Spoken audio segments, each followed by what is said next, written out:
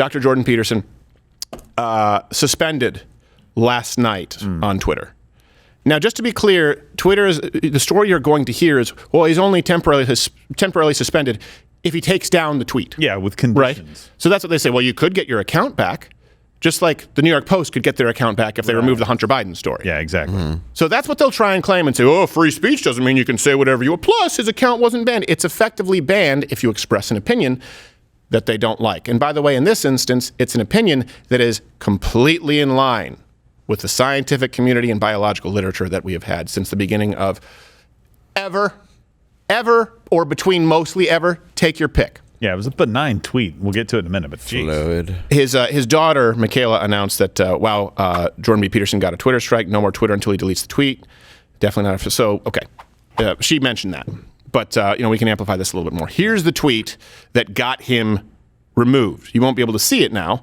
I don't believe that you can because of the way his account is disabled, but we do have a screen grab from the tweet that got him removed. It was a tweet regarding Ellen Page. Remember when Pride was a sin and Ellen Page just had her breasts removed by a criminal physician? That seems pretty benign. He said a criminal physician. Now, Let me be clear. Let me give you some context here. I don't know if you know Ellen Page, who's now Elliot Page. Here are some pictures of Elliot Page today. On the cover of Esquire. Hey, and they wonder why men aren't buying their subscriptions anymore. Wait a second. I used to read Gentleman's Quarterly. Is the picture behind that not a man? I enjoy the bulge in Sports Illustrated swimsuit edition. Yes. Oh, yeah. Exactly. I love it. Well, that's just because they're Italian women. They haven't been familiarized with Venus. Yeah. No, it's so that's Elliot Page.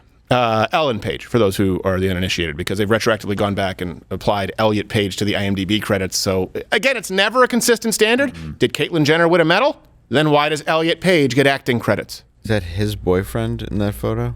I believe that is his boyfriend. Just want to make sure. Yeah, his boyfriend, and okay. We're going to get to some statistics here as to why it's actual medical malpractice, and this is a criminal physician. Look, I'll say it. What's the Hippocratic Oath? At first, do no harm. Yeah. Okay.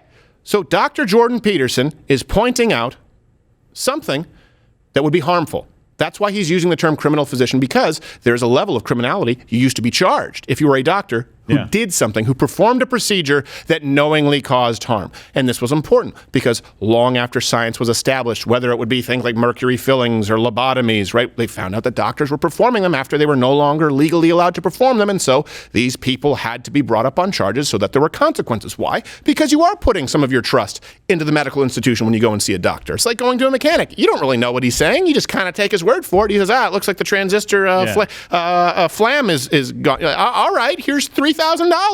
I hope you're not screwing me. Usually he is. Yeah. But look at what the tweet says. It didn't call for any action against the physician, right? Obviously, Twitter has their standards that they say they operate by. We know that they don't. It didn't call for violence on anybody, didn't make fun of anybody, didn't say anything about the doctor's name, didn't dox anybody. I don't understand where they're coming from legally with giving him any kind of punishment at all. And by the way, just to be clear, he's also not saying, remember when Pride was a sin, meaning homosexual Pride Month? What he's saying is showing pictures off of your naked torso and telling everybody else, demanding that they declare you beautiful. That was something that people said was, look, come on, look, if a guy were to, if a non-trans guy were to do that, you'd be like, douche.